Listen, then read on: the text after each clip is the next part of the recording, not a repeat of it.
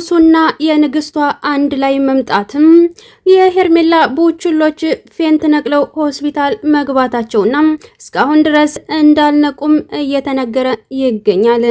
ግማሾችም እስከዛኛው ሰባተኛው ሰማይ ድረስ እንደተሰናበቱ እየተዘገበ ነው። ግማሾቹ ደግሞ ጨልለው ከቤተሰብና ከመዳሞቻቸው ቁጥጥር ውጭ ስለሆኑ አማኑኤል መሄድ እንዳለባቸው ቢቢሲ ዘግቧል። ብዛታቸውም ከ50 በላይና ወደ 100 የተቃረቡ እንደሆነም ተነግሯል። አብርሽና ሩታ አንድ ላይ አበባ መስለው መምጣታቸው፣ በተለይ ደግሞ ልዑሌ አብሮ ማች ለብሶ መምጣቱ ፌንት አስነቅሏቸዋል ሲልም ቢቢሲ እየዘገበ ይገኛል። ፌንት የነቀሉት የሄርሜላ ቡችሎችም እስካሁን ድረስ እዚህ ዓለም የተለዩትም ከ70 በላይ እንደሆኑም ተነግሯል። ቤተሰቦቻቸው እንዳዘኑባቸውና ልባቸው እንደተሰበረም ምንም አይነት የሚያጽናናቸው ነገር እንደሌለም ተነግሯል። ነገር ግን የኤአር ቤተሰቦች ደግሞ እነሱን ለማጽናናትም አበባም ዱቄት እንዲሁም ጥራጥሬ እየያዛችሁ እንድትመጡ ሲልም ነብሯ ቲዩብ አሳስባለች።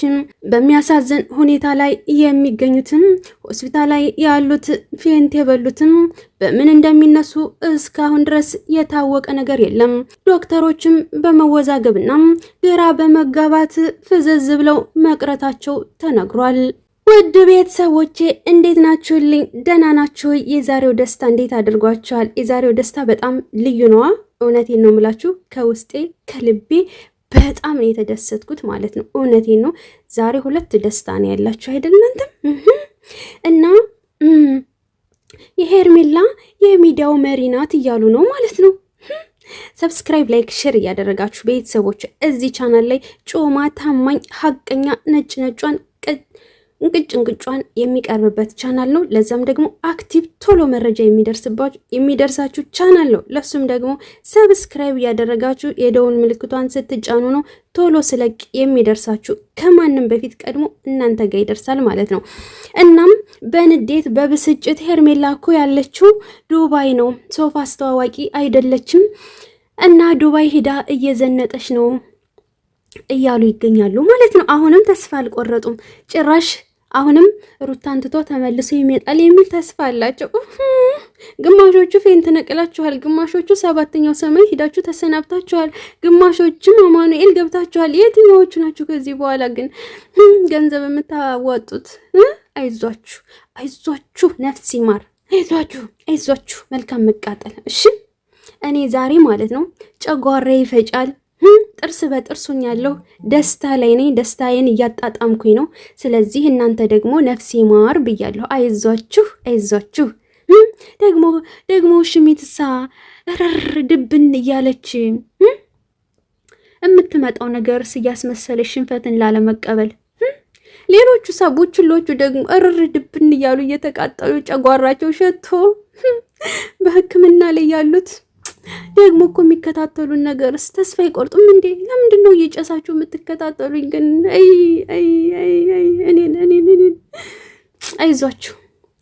እሺ እኛ ዛሬ ላይ ደስታ ላይ ነን። በነገራችን ላይ አብርሽ ሩታን ሰርፕራይዝ አድርጓታል። ኬክ አልቀረ ሲቆርስላት ምናምን በቃ ፏ ብትን ብለው ነው የመጡት ማለት ነው። በነገራችን ላይ ማለት ነው ዛሬ አዲስ ነገር ነው የምንጠብቀው። እስከሚመሽ ድረስ ቸኩያለሁ ማለት ነው ጋይሶች። እውነቴን ነው የምላችሁ። እና ሉዕልዬ ሳይቀር እኮ ነው ማች ለብሶ በቃ ሽብርቅርቅ ብሎ የመጣው የኔ ሸብራቃ ማለት ነው።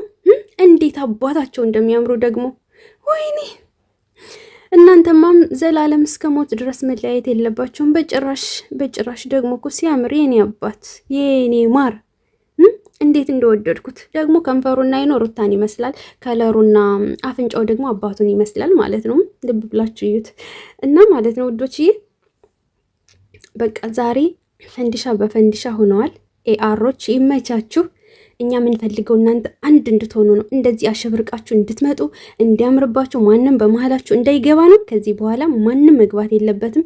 ይሄ ቤተሰብ፣ ይሄ ፍቅር የሆነ ቤተሰብ መለያየት የለበትም እኮ የቆረቆራቸው ነው የሚገኙት እየጸጸታቸው እየተቃጠሉ አብርሽ አስመሳይ ነው የጥቅም ሰው ነው ሄርሜልዬ የኔ ፍልቅልቅ እያሉ እየኮመቱ ይገኛሉ ማለት ነው።